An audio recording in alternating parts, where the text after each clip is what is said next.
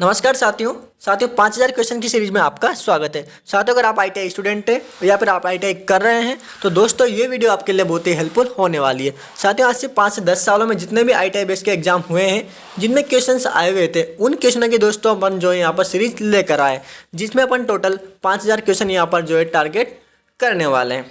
दोस्तों ये वीडियो आपके लिए उन एग्जाम के लिए हेल्पफुल होने वाली है जैसे Delhi metro, Noida metro, Lucknow metro, Agra metro, Jaipur metro. साथ ही बिजली विभाग के एग्जामों की बात किया जाए तो जयपुर जेवेनल, एवेनल और यूपीपीसीएल पावर ग्रिड। रेलवे की बात करें तो लोको पायलट और इधर से बेल सेल। जितने भी एग्जाम है जिनमें आईटीआई इलेक्ट्रिशियन के जो एग्जाम होते हैं, मेंटेनर के, टीजी2 के, उनमें जो है ये वीडियो आपके लिए हेल्पफुल होने वाली है। तो दोस्तों अपन जो ये 4 पार्ट पूरे कर चुके हैं। अगर आपने 4 पार्ट नहीं देखे तो बहुत ही इंपॉर्टेंट है दोस्तों, आप जाकर देख सकते हैं। उसका लिंक भी आपको प्रोवाइड करवा दिया जाएगा। और आज जो इस सीरीज का 5वां पार्ट है तो दोस्तों शुरू करते हैं पहला पार्ट, पहला क्वेश्चन। साथियों पहला क्वेश्चन है, सोल्डरिंग आयरन बिट के लिए किस सामग्री का प्रयोग किया जाता है। तो दोस्तों आप यहाँ देख सकते हैं कि जो सोल्डरिंग आयरन होता है, दोस्तों आप देख सकते हैं चित्र में कि सोल्डरिंग आयरन क्या होता है। दोस्तों सोल्डरिंग आयरन किसी भी पार्ट को जोड़ने के लिए काम आता है। यानी कि जैसे मान लीजिए आपके मोबाइल है, टीवी की जो प्लेट होती है उसमें अगर किसी भी तार को किसी प्लेट पर जोड़ने के लिए काम आता है, उसको क्या कहते हैं, सोल्डरिंग। तो दोस्तों उसकी जो बिट होती है, जो आगे सोल्डरिंग होता है, इसकी जो बिट वाली है, ये बिट काहे की बनी होती है। तो दोस्तों इसका राइट आंसर है तांबा। जी हाँ दोस्तों, तांबे की जो है बिट बनी होती है। अगला क्वेश्चन है दोस्तों, एल्यूमिनियम पर टकाई के लिए किस सोल्डरिंग गालक प्लस का उपयोग किया जाता है। जी हाँ दोस्तों, एल्यूमिनियम की जो एल्यूमिनियम पर अगर आपको कोई टाका लगाना है तो उस पर जो है कौन सा सोल्डर जो है प्रयोग किया जाएगा। दोस्तों इसका जो राइट आंसर होने वाला है आपका वो है EYRA-7 या बरोजा। जी हाँ दोस्तों, बरोजा जो प्लस होता है वो आपको यहाँ पर एल्यूमिनियम पर टाका लगाने के लिए पर जो है यूज करना होगा। अगला क्वेश्चन दोस्तों, साथियों हम जो यहाँ पर 3 जो ऑप्शंस है उनको यहाँ पर रीड नहीं करेंगे। अगर उनको रीड करेंगे तो अपना जो है टारगेट बड़ा है और यहाँ पर वीडियो बहुत लंबी हो जाएगी। तो आप अपने हिसाब से इनको देख लीजिए। अपन केवल क्वेश्चंस और जो इंपॉर्टेंट है जो उसका आंसर उसको यहाँ पर रीड करने वाले हैं। अगला क्वेश्चन है साथियों, सॉफ्ट सोल्डर में टिन और शीशे का प्रतिशत कितना होता है। जी हाँ दोस्तों, आप देख सकते हैं जो सॉफ्ट सोल्डर होता है, एक होता है दोस्तों हार्ड सोल्डर और दूसरा होता है सॉफ्ट सोल्डर। तो दोस्तों सॉफ्ट सोल्डर में टिन और लेड का प्रतिशत कितना होता है। तो दोस्तों सॉफ्ट सोल्डर में जो है टिन का जो है प्रतिशत 60% होता है और शीशा का प्रतिशत 40 होता है। तो टिन और लेड यानी कि शीशा का जो प्रतिशत कितना होता है, तो 60% टिन लाया जाता है और 40% यहाँ पे शीशा मिलाया जाता है। अगला क्वेश्चन है दोस्तों, इलेक्ट्रिशियन टाके सोल्डर में प्रयुक्त टिन और शीशे का प्रतिशत कितना होता है। तो दोस्तों इलेक्ट्रिशियन के पास जो सोल्डर होता है उसमें जो है सोल्डर होता है उसमें कितना प्रतिशत टिन और लेड का होता है। तो दोस्तों इसका राइट आंसर होने वाला है दोस्तों 60 और 40%। तो ये रेशियो होता है। ये दोस्तों यूपीपीसीएल टीजी2 में आया हुआ क्वेश्चन है। अगला क्वेश्चन है दोस्तों, सॉफ्ट सोल्डरिंग के लिए सोल्डर प्रयोग करते हैं। दोस्तों सॉफ्ट सोल्डर होता है वो किस में प्रयोग करते हैं दोस्तों, हल्के कार्यों के लिए। ठीक है दोस्तों, तो उसमें जो है सोल्डर प्रयोग करते हैं। तो उसका जो राइट आंसर होने वाला है वो इलेक्ट्रिशियन सोल्डर। जो इलेक्ट्रिशियन के लिए काम कौन सा सोल्डर प्रयोग करता है दोस्तों, सॉफ्ट सोल्डरिंग। अगला क्वेश्चन है दोस्तों,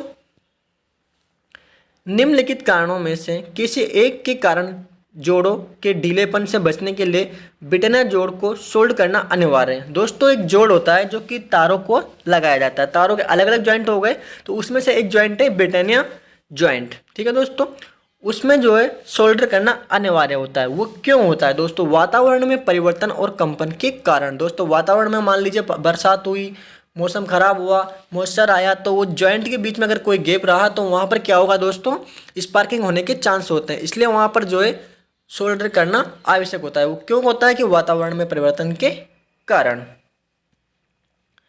साथियों अगला क्वेश्चन है यहाँ पे, तारों के जोड़ को स्थायी प्रकृति देने की प्रक्रिया को क्या कहा जाता है। यानी कि स्थायी यानी कि परमानेंट करने के लिए उस प्रक्रिया को क्या कहा जाता है दोस्तों, उस प्रक्रिया को कहा जाता है सोल्डरिंग। ठीक है दोस्तों, अगला क्वेश्चन है, टाका लगाने सोल्डरिंग का मुख्य उद्देश्य क्या है। दोस्तों टाका लगाने का जब मुख्य उद्देश्य क्या होने वाला है, यहाँ पर तारों के संयोजन को स्थायी प्रकृति देना, यानी कि परमानेंट कर देना ही, जो कि डीएमआरसी मेंटेनर में पूछा गया क्वेश्चन है। दोस्तों अगला क्वेश्चन है जो कि लोको पायलट टेक्नीशियन में पूछा गया था, सोल्डरिंग में प्लग्स का मुख्य उद्देश्य क्या होता है। दोस्तों सोल्डरिंग में मुख्य उद्देश्य क्या होता है प्लग्स का, जो आप सोल्डरिंग करते हैं तो सोल्ड एक तो होता है सोल्डरिंग आयरन, एक होता है उसका सोल्डर कि इनकी क्या यूज़ कर रहे हैं, और एक होता है दोस्तों प्लग्स, जो कि एक जो जेल फॉर्म में आता है, जेल फॉर्म में थोड़ा लिक्विड फॉर्म में आता है दोस्तों। तो उसका जो मुख्य उद्देश्य वो क्या होता है दोस्तों, तो उसका मुख्य उद्देश्य क्या होता है साथियों, धातु की सतहों को साफ और ऑक्साइड मुक्त करना। अगर उस पर जंग वंग लगा हुआ है, वो जो सतह जहाँ आप सोल्डरिंग कर रहे हो तो उसको साफ करना उसका मुख्य उद्देश्य होता है, किसका, प्लग्स का। ठीक है साथियों, अगला क्वेश्चन, सोल्डरिंग करने के लिए अनुशासित कॉन्फ़िगरेशन क्या है। दोस्तों उसका जो सही आंसर होने वाला है यहाँ पर वह है लैप जोड़, यानी कि अगर आपको कोई पट्टी जोड़नी है तो दोस्तों उस पट्टी के ऊपर यहाँ पे इस हिसाब से उसको रखना होगा, यहाँ पर जो उसको सोल्डरिंग कर देना होगा। अगला क्वेश्चन है दोस्तों, दिए गए विकल्पों में से चित्र में दर्शाए गए ज्वाइंट के प्रकार की पहचान कीजिए। दोस्तों ये कौन सा ज्वाइंट है, तो इसका राइट आंसर होने वाला है आपका रेट टेल ज्वाइंट। दोस्तों कौन सा है, रेट टेल ज्वाइंट। अगला क्वेश्चन है दोस्तों, निम्नलिखित में से कौन सा माउस सोल्डरिंग तकनीकी का प्रकार नहीं है। दोस्तों कौन सा सोल्डरिंग तकनीक का प्रकार नहीं है, तो यहाँ पर जो है चार ऑप्शन अपन को रीड करना होगा, direct soldering, web soldering, iron soldering और डीप सोल्डरिंग। तो आयरन सोल्डरिंग ऐसा कोई प्रकार नहीं है जिसमें सोल्डरिंग किया जाता है, डायरेक्ट सोल्डरिंग, वेब सोल्डरिंग और डीप सोल्डरिंग किया जाता है। तो ये यहाँ पर चारों आंसर है, तो इस पर राइट आंसर क्या आने वाला है, सोल्डरिंग आयरन जो है नहीं है, क्योंकि यहाँ पर नहीं पूछा गया है। अगला क्वेश्चन दोस्तों,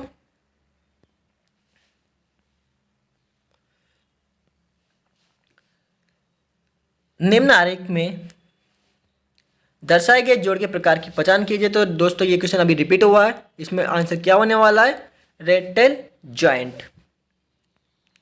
अगला क्वेश्चन है दोस्तों, ब्रेजिंग में प्रयुक्त स्पेल्टर सामान्यतः क्या होता है। ब्रेजिंग दोस्तों एक तरीके से सोल्डरिंग की प्रक्रिया है, उसमें क्या होता है, कॉपर बेस और चांदी की मिश्र धातु यहाँ पर होती है। अगला क्वेश्चन है दोस्तों, दिए गए चित्र में दिखाए गए परिपथ की पहचान कीजिए। दोस्तों ये जो चित्र आपको दर्शाया गया है इसमें जो है परिपथ की पहचान कीजिए, इसमें क्या दर्शाया गया है। तो दोस्तों इसमें धारा जो है नियंत्रित धारा स्रोत है, धारा नियंत्रित स्रोत यानी कि धारा का नियंत्रण किया जा रहा है। अगला क्वेश्चन दोस्तों, जो कि अपना जो है इसरो में पूछा गया था, निम्न में से किस पदार्थ के लिए तापमान बढ़ाने पर प्रतिरोध घटता है। जी हाँ दोस्तों, यहाँ पर कोई भी पदार्थ हो गया उसका अगर तापमान बढ़ाएंगे, उसको टेम्परेचर उसका बढ़ाएंगे तो उसका प्रतिरोध क्या होगा, रेजिस्टेंस कम हो जाएगा। तो यहाँ पर उसका राइट आंसर क्या होने वाला है दोस्तों, जर्मेनियम।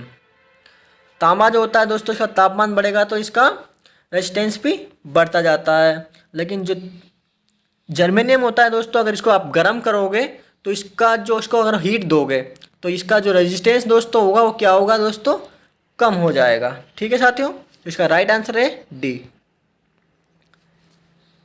अगला क्वेश्चन दोस्तों, उष्मातापी बोले तो थर्मोस्टेट, आपने नाम सुना होगा। आपके जितने भी इक्विपमेंट होता है दोस्तों घरों में, जैसे आपकी प्रेस ले लीजिए, प्रेस में क्या होता है दोस्तों, एक थर्मोस्टेट युक्ति लगी होती है।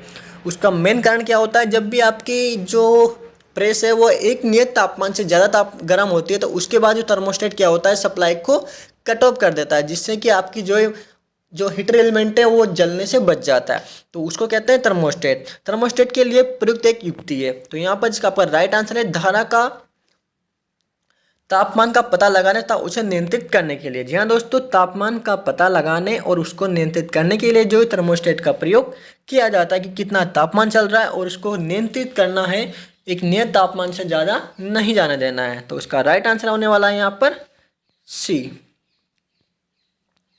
साथियों अगला क्वेश्चन है, एएलसीबी एक क्या होती है। दोस्तों एएलसीबी क्या होती है, तो दोस्तों यहाँ पर आपका राइट आंसर होने वाला है तो दोस्तों सुरक्षा युक्ति आपकी जो है एएलसीबी होने वाला है। धारा नियंत्रण युक्ति, वोल्टता नियंत्रण युक्ति, ए बी या सी। नहीं दोस्तों, एक तरीके से जो है सुरक्षा युक्ति होती है। एएलसीबी दोस्तों क्या होती है, दोस्तों आपका जो मीटर लगा होता है, एनर्जी मीटर, वहाँ पर जो है उसके बाद में जो है यहाँ पर एएलसीबी को लगाया जाता है।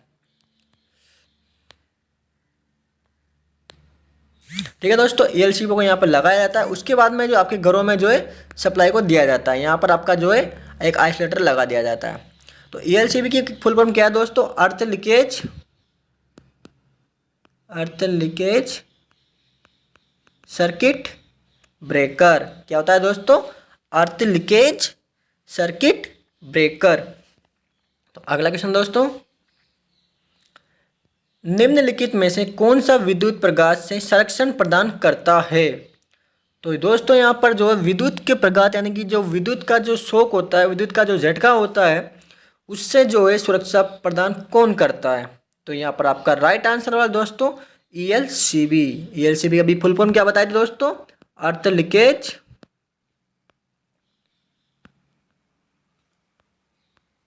Circuit breaker. ठीक है दोस्तों, तो अगला क्वेश्चन है अपना, निम्नलिखित में से कौन सा कथन एयर ब्लास्ट सर्किट ब्रेकर का एक हानि होता है? दोस्तों एयर ब्लास्ट सर्किट ब्रेकर होता है जिसमें एयर के द्वारा वहां पर एयर होती है और उसमें से उसका जो है प्लंजर नीचे गिरता है, तो उसमें एयर का जो है कंप्रेशन बढ़ता है, तो उसमें जो है आवाज़ आती है बहुत भयंकर वाली। ठीक है साथियों, तो इसमें आपका राइट आंसर होने वाला है कि इस प्रकार के सर्किट ब्रेकर में आग से खतरे की संभावना होती है, क्योंकि उसमें अगर स्पार्किंग होगी तो उसमें कोई भी लिक्विड नहीं होता है, जैसे ऑयल नहीं होता है, तो उस आग में जो है चिंगारी होती है और इस प्रकार से इसमें जो आग का खतरा बना रहता है। अगला क्वेश्चन है दोस्तों, जी सीरीज मिनिएचर सर्किट ब्रेकर। जी दोस्तों, जी सीरीज मिनिएचर सर्किट ब्रेकर का इस्तेमाल निम्नलिखित में से किस उपकरण की सुरक्षा के लिए किया जाता है? तो यहाँ पर आपका राइट आंसर है दोस्तों एयर कंडीशनर। जो आपका घरों में एसी लगा होता है एयर कंडीशनर, तो एसी की फुल फॉर्म भी आप यहाँ पर देख सकते हैं कि एयर कंडीशनर होता है। तो एयर कंडीशनर की जो एसी होती है उसमें जो एमसीबी लगाई जाती है, तो एमसीबी क्या होती है दोस्तों? Miniature circuit breaker. क्या होता है? Miniature circuit breaker. ये क्या करती है दोस्तों? एयर कंडीशनर में जो है आपका लगाई जाती है, जो कि जी सीरीज की होती है। अगर आपकी लाइन में कोई भी फॉल्ट होता है, तारों में शॉर्ट सर्किट होता है, एक नियत जो लोड होता है उससे अगर ज़्यादा जाता है, तो उसके बाद जो है एमसीबी अपने आप को जो है ट्रिप कर लेती है। ठीक है साथियों, अगला क्वेश्चन, ओसीबी का पूर्ण रूप क्या है? दोस्तों ओसीबी का पूर्ण रूप यहाँ पर क्या है? तो दोस्तों इसका राइट आंसर होने वाला है सी, ऑयल सर्किट ब्रेकर। जी हाँ दोस्तों, ऑयल सर्किट ब्रेकर जो है ओसीबी का पूर्ण रूप है। दोस्तों ये यूपीपीएससी TG2 में भी दोस्तों पूछा गया था। दोस्तों अगला क्वेश्चन है जो कि यूपीपीएससी TG2 में पूछा गया है, एचआरसी फ्यूज का क्या आशय है? दोस्तों एचआरसी फ्यूज, तो दोस्तों इसकी जो अगर फुल फॉर्म की यहाँ पर पूछी गई है, तो यहाँ पर आपका राइट आंसर होने वाला है हाई रप्चरिंग कैपेसिटी फ्यूज। क्या दोस्तों? High rupturing capacity fuse. अगला क्वेश्चन है दोस्तों, भू रिसाव यानी कि अर्थ लीकेज सर्किट ब्रेकर को किसके रूप में जाना जाता है? दोस्तों अर्थ लीकेज सर्किट ब्रेकर को किसके रूप में जाना जाता है? अर्थ लीकेज क्या होगा दोस्तों? ईएलसीबी हो गया एक तरीके से। ठीक है साथियों, तो इसको किसके रूप में जाता है दोस्तों? अवशेष करंट सर्किट ब्रेकर। ठीक है दोस्तों, नेक्स्ट क्वेश्चन है दोस्तों, पीपीई का पूर्ण रूप क्या है? दोस्तों पीपीई का पूर्ण रूप क्या है? तो दोस्तों इसका पर्सनल प्रोटेक्टिव इक्विपमेंट। क्या दोस्तों? Personal protective equipment. अगला क्वेश्चन है साथियों, फ्यूज तार में क्या प्रतिरोधकता है और क्या गलनांक होना चाहिए? दोस्तों फ्यूज तार का क्या रेजिस्टेंस होना चाहिए और क्या जो है गलनांक होना चाहिए? तो यहाँ पर आपका राइट आंसर होने वाला है दोस्तों फ्यूज तारक तो जो है आपका निम्न होना चाहिए, निम्न रेजिस्टेंस क्या होना चाहिए, ताकि अगर कोई भी लोड हो तो तुरंत जो है टूट जाए, और उसका जो गलनांक है वो भी क्या होना चाहिए दोस्तों? कम होना चाहिए। ठीक है, अगला क्वेश्चन है दोस्तों, SF6 सर्किट ब्रेकर की कार्यशील वोल्टेज क्या होती है? दोस्तों इसका राइट आंसर होने वाला है 36 kV से 760 kV तक की जो SF6 गैस ब्रेकर होते हैं, जो कि 132 kV लाइन जो होती है उसमें भी यहाँ पर प्रयोग किया जाते हैं। ठीक है साथियों, 220 में भी किए जाते हैं। जो ब्रेकर्स होते हैं जो कि एक तरीके से आपकी जो सप्लाई को ऑन ऑफ करने के लिए, कंट्रोल करने के लिए जो काम आते हैं, उनको ब्रेकर कहते हैं दोस्तों। उसी में जो है SF6 गैस के जो ब्रेकर होते हैं वो इसके द्वारा ही कंट्रोल किए जाते हैं। नेक्स्ट क्वेश्चन दोस्तों, 3 पेज वाली आपूर्ति प्रणाली में किस प्रकार के भू रिसाव सर्किट ब्रेकर का उपयोग किया जाता है। दोस्तों 3 फेज प्रणाली में किस प्रकार की बूट स्ट्रैप सर्किट ब्रेकर का प्रयोग किया जाता है? दोस्तों इसमें चौड़े पोल 4 पोल वाला ब्रेकर जो है यहाँ पर प्रयोग किया जाता है। नेक्स्ट क्वेश्चन है दोस्तों जो कि यूपीपीसीएल में पूछा गया था, ग्रीन नोब एल श्रृंखला एमसीबी का में प्रभावी ढंग से प्रयोग किया जाता है। दोस्तों प्रभावी ढंग से प्रयोग करने के लिए लाइटिंग सर्किट में जो है एल नोब का प्रयोग किया जाता है, जो कि एमसीबी का। साथियों अगला क्वेश्चन है, तड़ित निरोधक के बीच जुड़े होते हैं। दोस्तों तड़ित निरोधक क्या होता है? दोस्तों एक तरीके से लाइटनिंग अरेस्टर होता है। इसका अगर फुल फॉर्म पूछे तो लाइटनिंग अरेस्टर होता है, जो कि क्या काम आता है? दोस्तों बरसात के दिनों में जब बादल गरजते हैं तो बादलों से जो है आकाशीय बिजली धरती पर आती है। ठीक है साथियों, आकाशीय बिजली क्या होती है? धरती पर आती है। तो उनसे अपने घरों के जो इक्विपमेंट होते हैं उनकी सुरक्षा करने के लिए लाइटनिंग अरेस्टर जो है लगाए जाते हैं। तो वो कैसे जुड़े होते हैं दोस्तों, वो किस तरीके से जुड़े होते हैं देख लीजिए दोस्तों। आप यहाँ पर आपकी कोई भी लाइन जा रही है तो यहाँ से जो है एक तार लिया जाता है और यहाँ पर जो है आपका लाइटनिंग अरेस्टर लगाया जाता है। यहाँ पर इसका इंसुलेटर होता है और इससे एक तार जाता है जो कि ग्राउंड कर दिया जाता है। तो वो क्या हो गया, मान लीजिए आर तार है, ये वाई वाला है, ये वाला बी वाला। तो यहाँ पर फेज से अर्थ के बीच में, तो यहाँ पर क्या आंसर आने वाला है आपका? कला फेज से भूमि के बीच में। ठीक है साथियों, अगला क्वेश्चन, निम्नलिखित में से कौन सा परिपथ स्थिर रिले सरलीकृत ब्लॉक आरेखों में उपस्थित नहीं होता है? तो दोस्तों इसका राइट आंसर है प्रतिपक्ष। अगला क्वेश्चन है दोस्तों, लाइन रोधन उपकरण रोधन और व्यापक स्तर की सबसे सरल सुरक्षा द्वारा प्रदान की जाती है। तो इसका राइट आंसर हमारा दोस्तों दंड अंतराल, जो कि यूपीपीसीएल में पूछा गया है। साथियों नेक्स्ट क्वेश्चन है जो कि यूपीपीसीएल में आया हुआ था, फ्यूज तत्व से होकर गुजरने वाली धारा द्वारा उत्पादित ऊष्मा क्या होती है? दोस्तों उत्पादित ऊष्मा किसी फ्यूज से गुजर रही है तो कितनी ऊष्मा पर पैदा होने वाली है? दोस्तों उसको I²RT से निकाल सकते हैं दोस्तों। ठीक है साथियों, तेल से भरे और गैस दाब तार का उपयोग। दोस्तों तेल से भरे और गैस तार का उपयोग किस में किया जाता है दोस्तों? 11 kV से 132 kV तक की लाइनों में प्रयोग किया जाता है, सर्किट ब्रेकरों में प्रयोग किया जाता है। अगला क्वेश्चन दोस्तों, ओसीबी का अर्थ क्या है? साथियों इसका क्वेश्चन पहले भी आया हुआ था, अपन ने इसको पढ़ा है। तो इसका राइट आंसर जो है आपको कमेंट बॉक्स में बताना है। ठीक है साथियों, अगला क्वेश्चन दोस्तों, फ्यूज तार नहीं बनता है। दोस्तों फ्यूज वाला तार है वो किस पदार्थ से नहीं बनता है? यहाँ पर तांबा, स्टील, एल्यूमिनियम या शीशा। तो यहाँ पर आपका राइट आंसर वाला है दोस्तों शीशा का जो है फ्यूज तार नहीं बनता है। चुंबकीय अधिभार रिले की तुलना में तापीय अधिभार रिले क्या होती है? दोस्तों चुंबकीय अधिभार यानी कि मैग्नेटिक रिले होती है, उसकी अपेक्षा तापीय रिले क्या होती है दोस्तों? तो इसका राइट आंसर होने वाला है यहाँ पर तेज।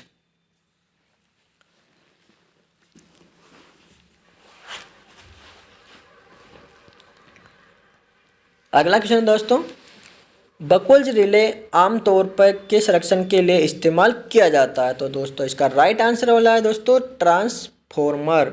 जी हाँ दोस्तों, ट्रांसफॉर्मर क्या होता है दोस्तों? आपके वोल्टेज को स्टेप अप और स्टेप करने वाली डिवाइस, जैसी स्थिर डिवाइस जो कि आपके फ्रिक्वेंसी को बिना बदले आपकी जो वोल्टेज को जो है स्टेप अप और स्टेप डाउन करती है, तो उसमें जो है बकुल्स रिले का प्रयोग किया जाता है। जो बकुल्स रिले क्या होते हैं दोस्तों? एक तरीके से सुरक्षा डिवाइस है। ठीक है साथियों, अगला क्वेश्चन की तरफ चलते हैं।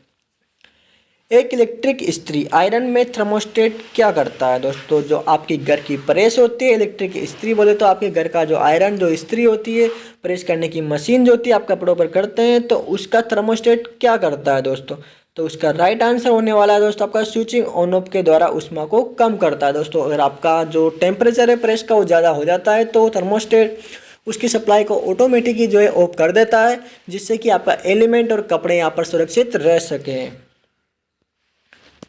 साथियों अगला क्वेश्चन है, एक एलसीबी परिपथ में सदैव क्या संयोजित की जानी चाहिए? जी हाँ दोस्तों, यहाँ पर इसका राइट आंसर होने वाला है वो आपका आपूर्ति से बार ऊर्जा मीटर। दोस्तों आप यहाँ पर देख सकते हैं इसका राइट आंसर क्या है, आपूर्ति से बार ऊर्जा मीटर।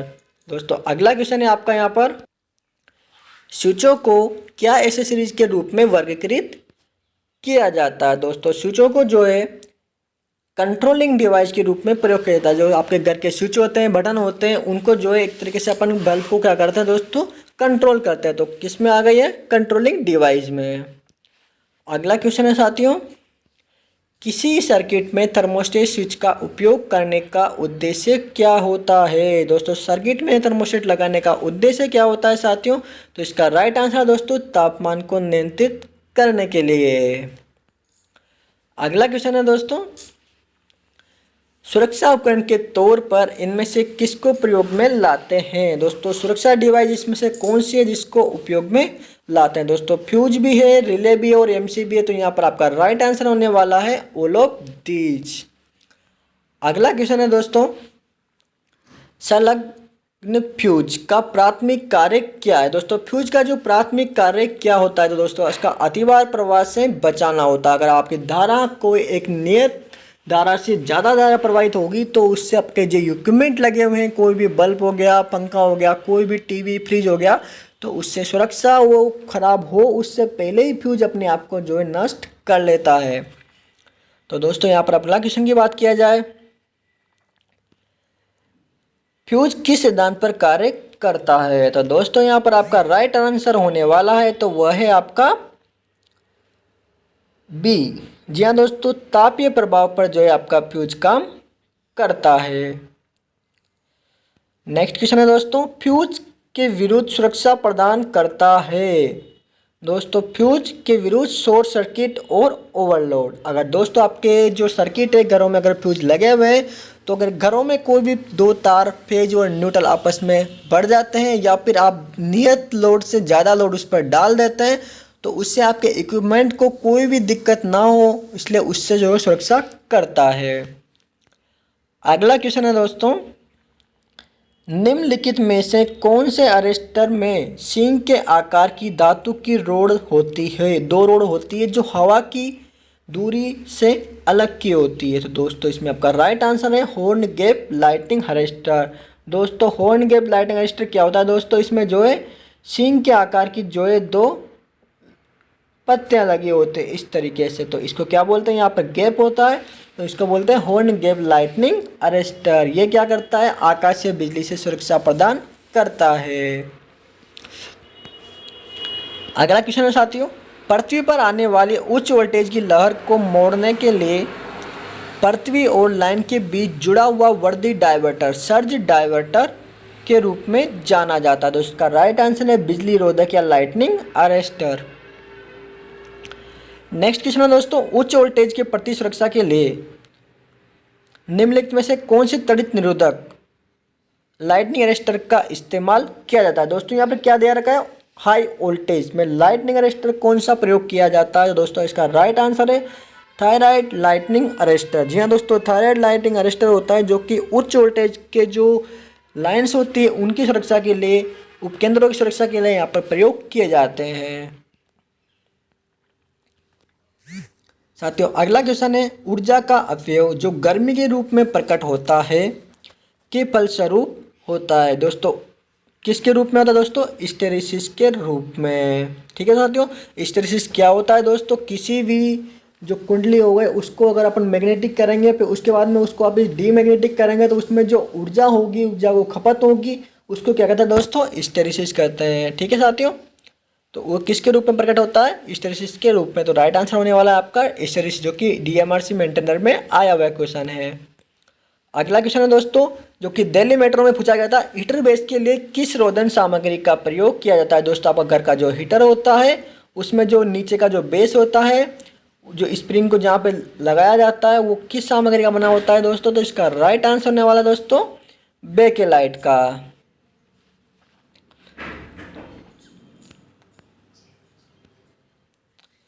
जिस उच्च गलनांक होता है, जिसका दोस्तों उच्च गलनांक होता है, उस शोल्डर को क्या कहते हैं दोस्तों। उसका राइट आंसर है दोस्तों कठोर शोल्डर। दोस्तों जिसका उच्च गलनांक होगा उसको क्या कहते हैं दोस्तों, कठोर शोल्डर। तो फिर जिसका निम्न गलनांक होगा उसको क्या कहेंगे दोस्तों, नरम शोल्डर।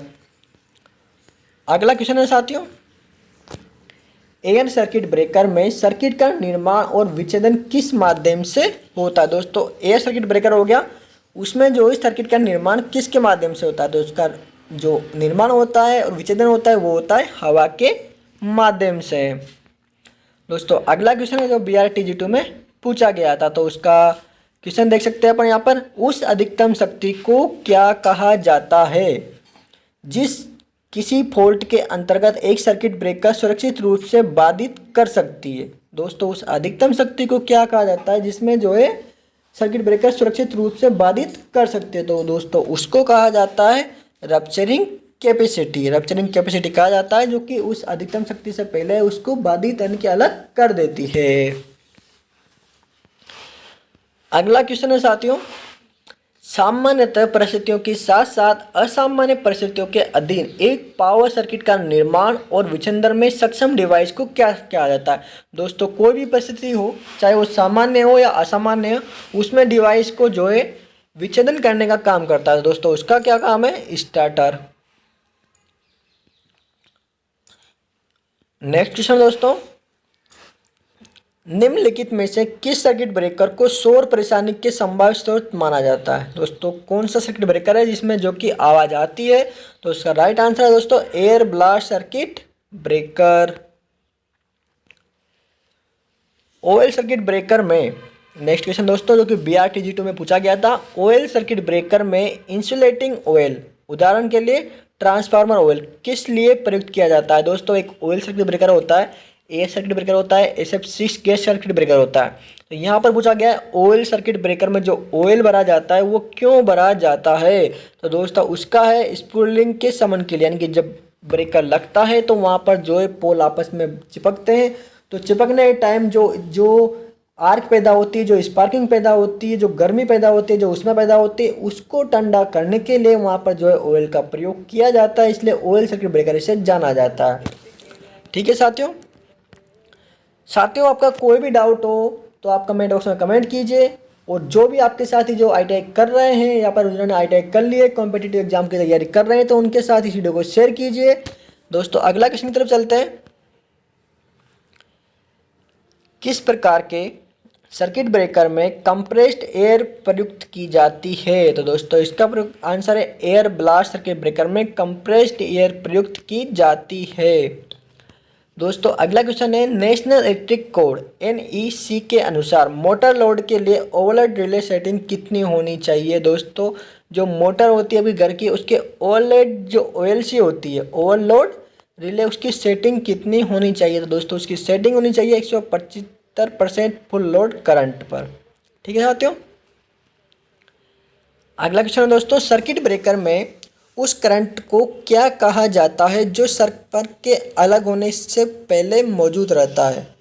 जी हाँ दोस्तों आप क्वेश्चन को समझिए, सर्किट ब्रेकर में उस करंट को क्या कहा जाता है जो संपर्क के अलग होने के पहले मौजूद रहता है, तो दोस्तों उसको कहते हैं ब्रेकिंग करंट। ठीक है साथियों।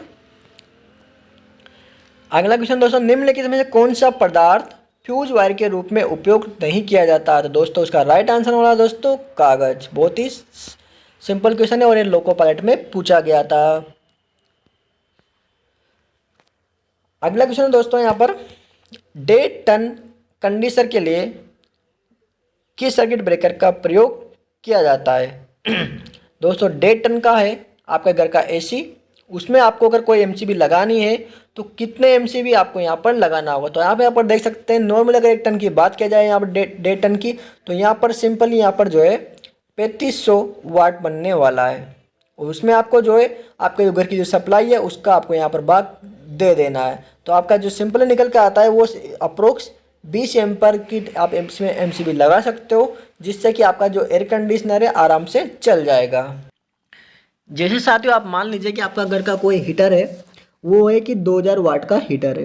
ठीक है साथियों, ऐसे आप समझिए, और आपको जो है आपके घरों में कितनी वोल्टेज आ रही है दोस्तों, 230 वोल्ट की सप्लाई यहाँ पर आपके घरों में आती है। तो साथियों आप यहाँ पर देख सकते हैं कि आपको क्या निकालना है कि दोस्तों MCB लगानी है, कि MCB आप कितने की लगा सकते हैं। तो दोस्तों इसमें आपको क्या करना होगा, 2000 वाट में क्या करना है आपको दोस्तों 230 वोल्ट सप्लाई का जो है यहाँ पर भाग देना होगा।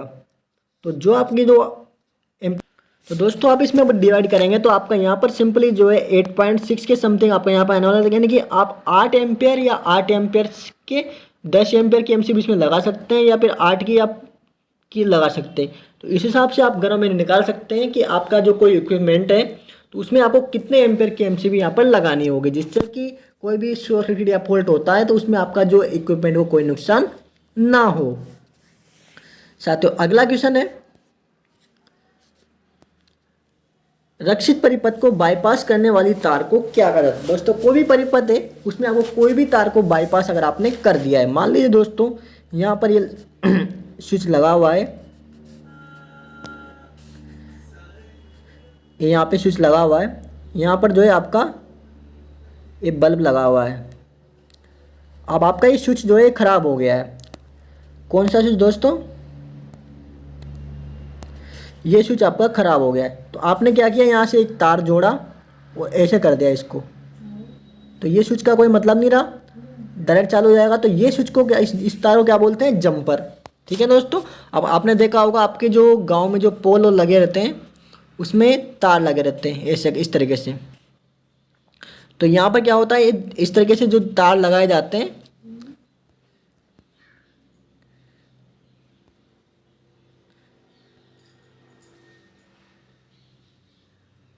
इस तरीके से, तो ये जो तार लगाए जाते हैं इनको क्या कहते हैं दोस्तों, जंपर बोला जाता है। इनको क्या बोला जाता है दोस्तों, जंपर। तो अगला क्वेश्चन की तरफ चलते हैं।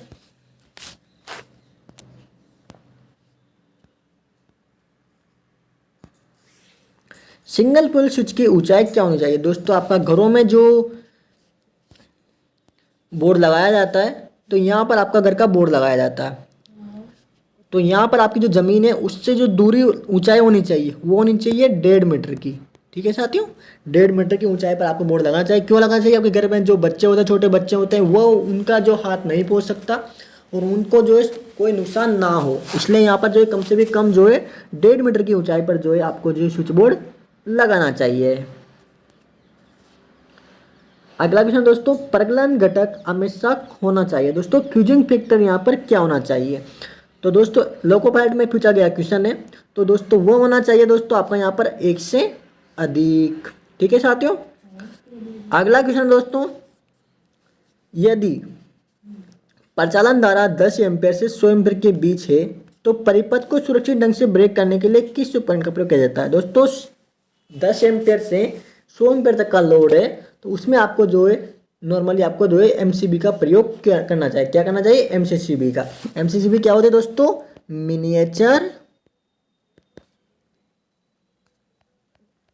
Circuit breaker. क्या होता है दोस्तों, मिनिएचर सर्किट ब्रेकर।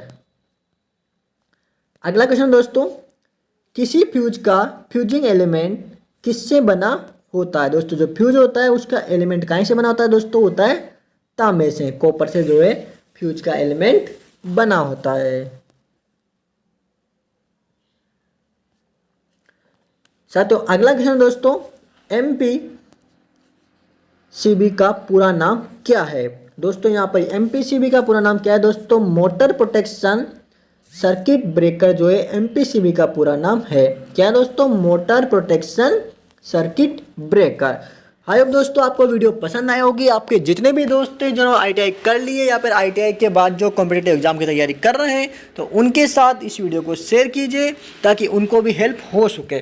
दोस्तों आपका कोई भी डाउट रहा हो कोई भी क्वेश्चन के प्रति तो आप जो है अपना जो है डाउट भेज सकते हैं व्हाट्सएप पे, इस पे व्हाट्सएप पे भी लिंक दिया हुआ है उस पर भेज सकते हैं, या फिर कमेंट बॉक्स में कमेंट कर दीजिए, वहाँ पर भी आपका डाउट क्लियर कर दिया जाएगा। दोस्तों अगला टॉपिक आपको कौन सी वीडियो पे चाहिए वो भी आप बता सकते हैं।